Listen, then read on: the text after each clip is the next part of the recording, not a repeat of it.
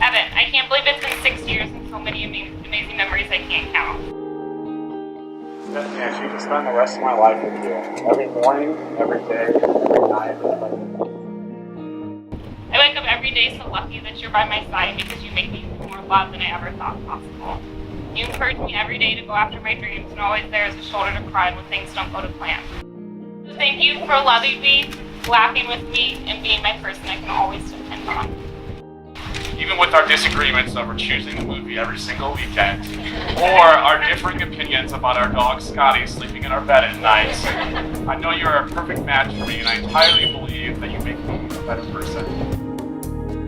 Even though I don't think forever will be long enough, I can't wait to start this next crazy, fun, and sure to be amazing journey together. You have in my heart forever and always.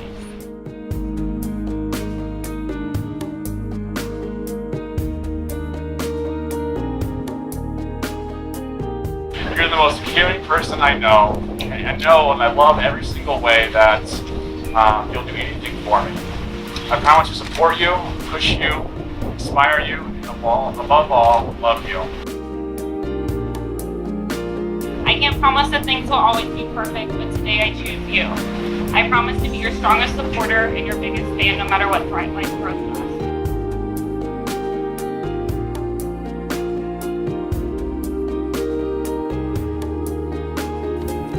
So to Evan, I've known him since he was only 6 feet tall. We met in 5th grade and we were quick friends. We were a match made in heaven. One of the memories that sticks out most in my head with Evan, more than all the others, happened to actually be the worst day of my entire life. The woman who raised me abruptly died, and I was 16 years old. And Lisa brought Evan and one of my other friends down there. And when he saw me, he made sure to come out and see me as soon as possible and didn't say a word. He just came up and just gave me the biggest hug that I've ever had in my entire life. And he didn't let go. And it was at that moment that I knew Evan was the best man I knew and was such a caring man. And I will remember that for my entire life. Thank you for that. All right, and I'm glad that Evan found somebody else who recognizes these qualities in him and appreciates that. Steph, you've married an incredible man, my best friend. And though he may be stubborn at times, all the time, and is undoubtedly going to be bald within 3 to 5 years, I swear to you, he is worth it. Thank you for giving him the love that he deserves. And here's to a lifetime of happiness. I love you guys. I actually remember the moment that Mom told me that she was pregnant with you. She was laying in her bed upstairs, and it was nighttime, and I remember I came up and I kind of crawled up next to her, and she's like, "There's a baby in my belly." That was you. I remember, we all 3 of us would go out in the woods and just epic adventures pretending to be Indians and horses, a lot of just great memories, like growing up, us 3 girls together.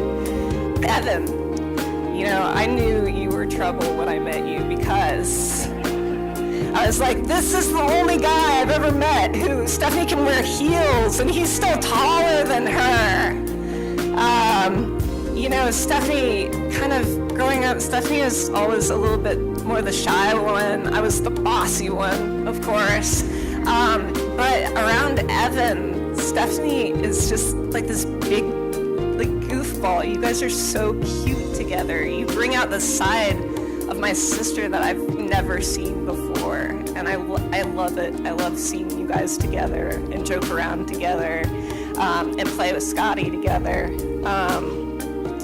So from trips to Iceland, Greece, and Spain, Evan became part of our family. And it doesn't hurt that he's an IU fan, so my parents are like, oh, great. You're not just husband and wife, you're best friends. And I think anybody in this room can see that. And welcoming you as part of our family, Evan, just seems like a formality at this point. But I just wanted to let you know I love you both, and I can't believe my baby sister is getting married. And I wish you the happiest of marriages and a long life together. Love you. Congratulations. So cheers to the bride and groom. So most of you know Stephanie's my younger sister. We're a mere 15 months apart, so not quite as close as twins. We certainly grew up together. We've laughed together, cried together, and as sisters do, had the occasional fight. As kids, we played on many of the same sports teams and shared many of the same friends. And we even wore the same clothes. That was also because I usually stole them from Stephanie's closet. And while Stephanie and I did and continue to share many similarities, there are some important key differences between us. She is clearly much more stylish than me. She's an overzealous animal lover, as evidenced by her being the current owner of 2 cats and 1 dog, and the prior owner of 25 gerbils. She also has terrible taste in music.